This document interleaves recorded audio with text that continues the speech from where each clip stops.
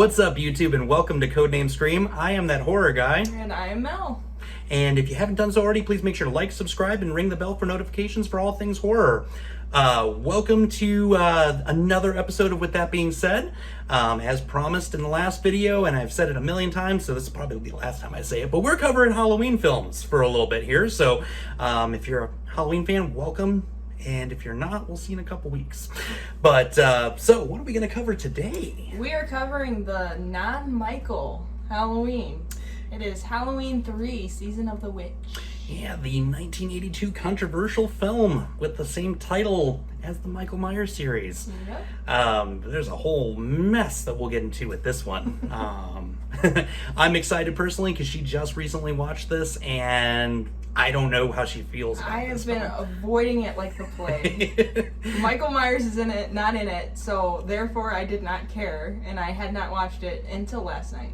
Yep, and now we're gonna find out how she really feels about this. So, real quick, we'll just discuss the financial side, and then we'll kind of go from there. Film was released October 22nd, 1982, shot on, again, another $2.5 million budget, just like we saw in Halloween 2 a year prior. Only drew $14.4 million total. That wasn't just domestic, that is total. And if you were to adjust that for 2021 inflation, we're looking at $39.2 million. So this is cult status at its finest right here. What else do you got as far as this movie starts off here? Well, opening weekend, it did not too far off from 2. It did 6.3 million. 2 did the 7.5 million. So opening weekend, it was looking pretty good, and then word must have got out. Then they realized what was going on here. Yeah, so it was directed and written by Tommy Lee Wallace. He also did Fright Night 2, I believe, and the It miniseries, Yep. so you may know him from that. It was produced again by John Carpenter and Deborah Hill. And what else you want to talk about? Yeah, that was, yeah, we covered the rest, right? We're still adjusting to this, if you can't tell yet. We'll eventually get there. Tell me about the movie. What happened in the movie? So, well, Michael Myers isn't in it. The end. So this one, as we've said and joked about a couple different times, Michael Myers did not appear in this film. That was done purposely. We'll discuss that a little bit later in the back half of this. But it starts off on October 23rd, and we've got an older guy evading people in suits. And you don't know what's going on with them. They're just very, proper, walking and creepy, and he's running around with a Halloween mask the entire time. I thought it was a Men in Black situation at first. Yeah, kinda, yeah. We've got definitely. What aliens did you see, dude? Yeah, what is going on here? What's in that mask? So, guy's been evading these people, ends up in the hospital, and Man in Black shows up and ends up suffocating him in the most difficult way to suffocate a person, if you will. Really? That's it? We then get introduced to Tom Atkins. Who doesn't love Tom Atkins? This is he stole the show with this movie, hands down. And Dr. Chalice, and he had been involved with this guy prior to, and listened to him rant and rave about these masks and a conspiracy and whatnot. And about this time, you start to hear the little jingle that you hear throughout the entire film. Halloween. And, as the movie progresses, we're, getting less and less. But that jingle will get stuck in your head. Mm-hmm. He ends up meeting up with this man's daughter, portrayed by Stacey Nelkin. And they decide they're going to go to the city that he had just come from to find out what's going on, where these masks come from. These masks are the hot sell of the year. They're the Halloween mask. And these ads, as annoying as that jingle is, they're also talking about on Halloween night to make sure you're sitting at your television sets at 9 p.m. for this giant giveaway that they're doing. They don't talk about what the giveaway is necessarily. We also get the Halloween 1 is the film they play before the giveaway. So that was our little moment. So Michael is technically in the film for 10 seconds. On a TV. On a teen screen, in a bar, in a living room. Yep. He's there. He's not there. When they're in their hotel room, a little bit later on, because I'm just going to jet through this one real quick here, because, there's a lot more fun back history to this one than there is actually watching it. So they end up getting a tour of the facility where they're making these masks and whatnot a little bit later. But in the hotel room, you get to see kind of what these things are doing. There's these little coins in the back of these masks, and this lady was fiddling with it and zaps herself in the face with it, while Atkins is doing his thing. Atkins was really good at drinking and fornicating in this movie. That was all he did. They're doing their thing, and this lady's face is just like, it was like all messed up and whatnot. So then they're going on this tour that I mentioned briefly, and they show this family around, and these two, Dr. Chalice, whatnot, they leave and do their thing, and they're kind of scoping out the ground, seeing what's going on, trying to sneak off into other bits. And this family that was touring with them, it's a father, son, and mother, and they put them in front of a TV to show them, like, oh, here's the masks and whatnot, and the kid starts watching the screen, and it's playing the same jingle and over again. Well, whatever this coin is zapping. Kid gets up, he's grabbing for his face, he starts turning into like a pile of snakes and bugs and whatnot, and then these different critters go and attack the family and kill them.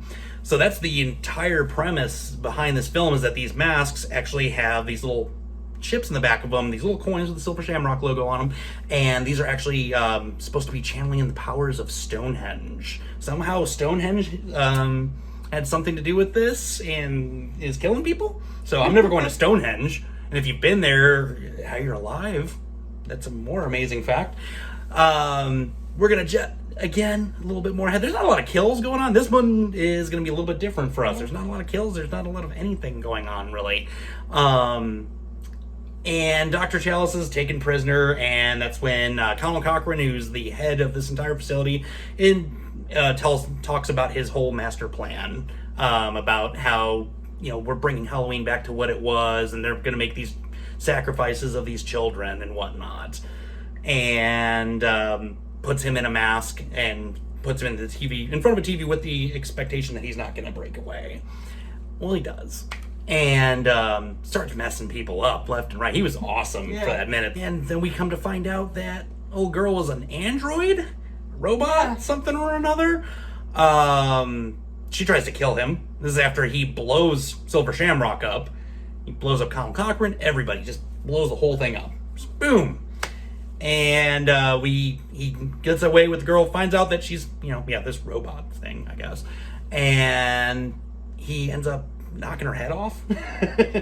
And she's just using whatever green... It's just so confusing. Was she a robot the whole time? Yeah, did they turn her into one? You don't know. There's a lot of plot holes. Again, this is why I'm jetting ahead. There's a lot going on here that just doesn't make sense. A lot of plot holes. Just a lot of inconsistency. But we end up getting to Halloween, and he gets to a phone, Dr. Chalice, and he's letting all these different television stations that are airing this commercial know, hey, you got to cut it off. There's an issue. Got to cut it off. So he gets 2 of the 3 to agree to do it. They start to play the ad. Boom, goes away. Well, then we get to the 3rd one. They're not listening, and they won't turn it off. And we get the iconic him screaming at the end, just like, turn it off, no, stop, and just screams, and then that's the end. So, the big master plan ended up going through after all, or so they think. I don't know. So I've been waiting. I had to just jet along, really, because I really want to know, what did you think of this movie? Oh, it's so awful.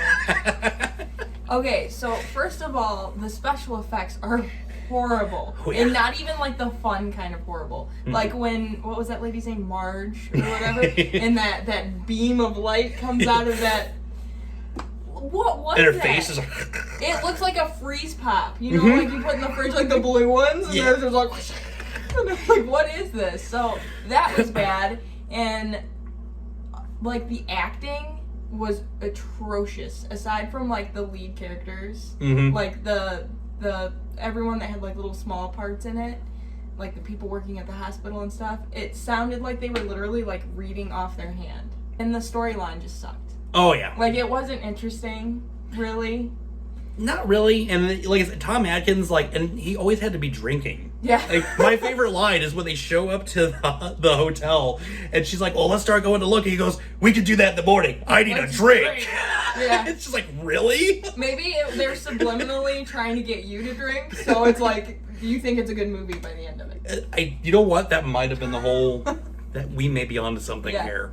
And they're going to flag this video because we're onto them now. Yeah. The Men in Black are going to Yeah, the Men in Black are coming for us now. Like, Silver Shamrock's coming for us because we're onto you now. We know what's going on here. And guess what? I didn't fall for it. Nope. I still broke away it. from the screen. Yeah, we broke away.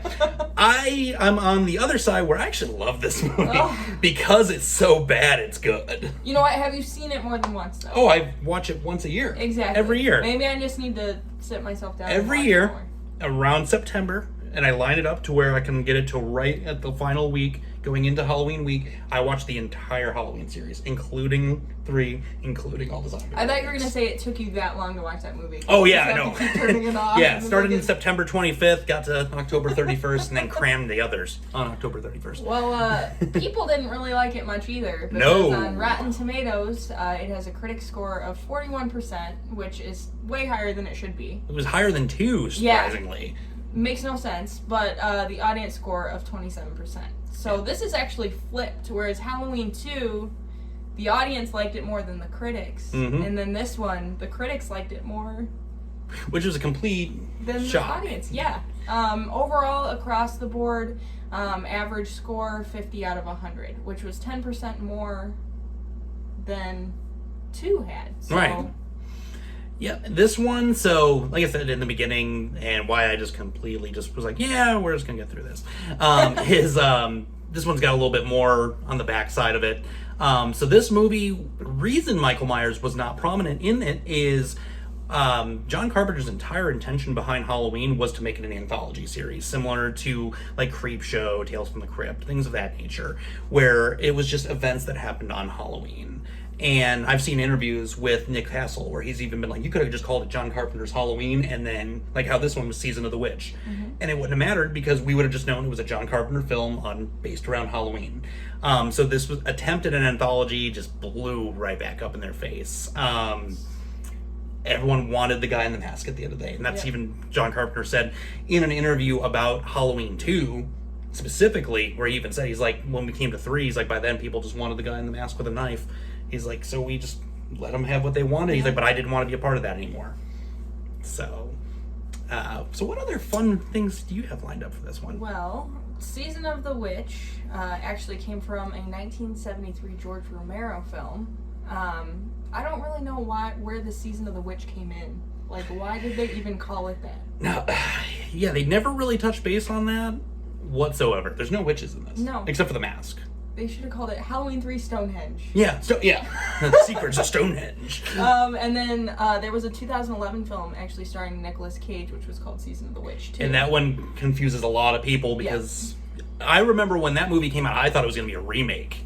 And they just removed the Halloween title, and I got stoked. So I rented it, and I was like, yeah, nope, went right. Yep. Took it back. I was like, yeah, nope, not watching this.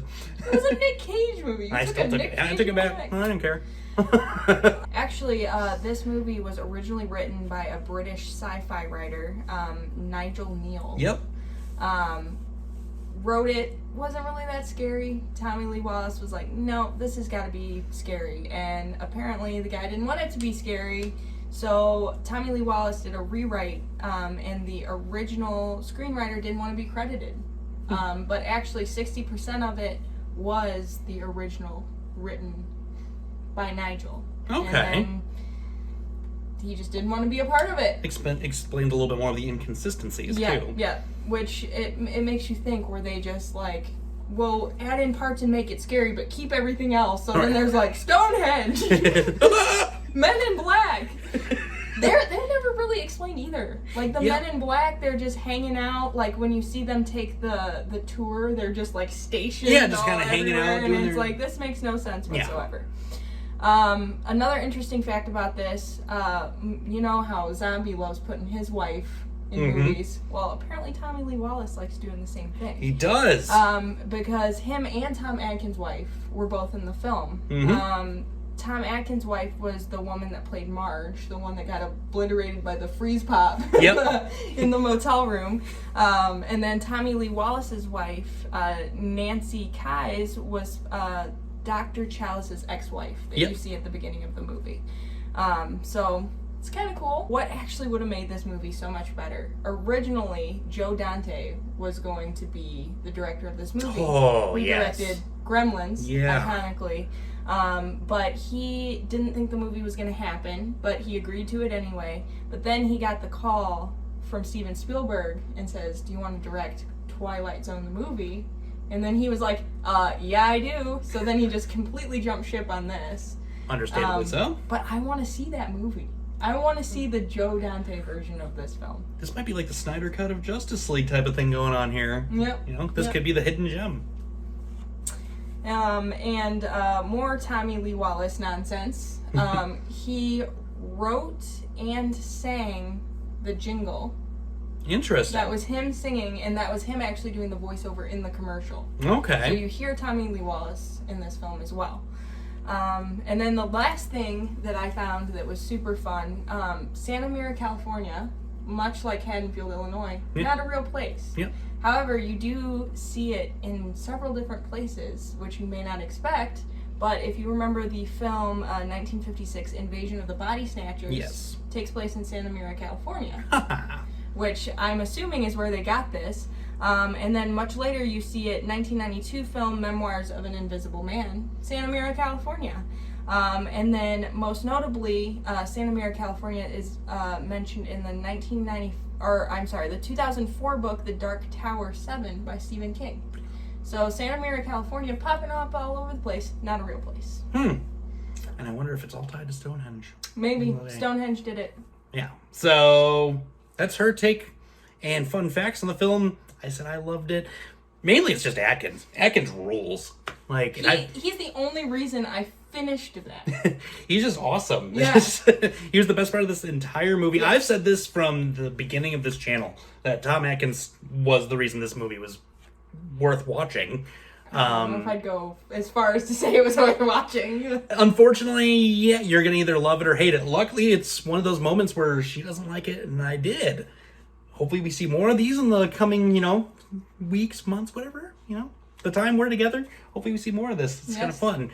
But what did you guys think? I'm assuming you hate it, but in case you don't, and even if you do, just sound off in the comments below. You can send us a message on Instagram, Twitter, you can email us, and you can message us on Facebook. And we can talk about this a little bit more, or you can say, no, let's get to next week. Tell us who's right about this film. Probably her, because I'm that weird group that really likes it but shouldn't probably. But next week we're coming back, starting off with the return of Michael Myers, Halloween 4, 1988.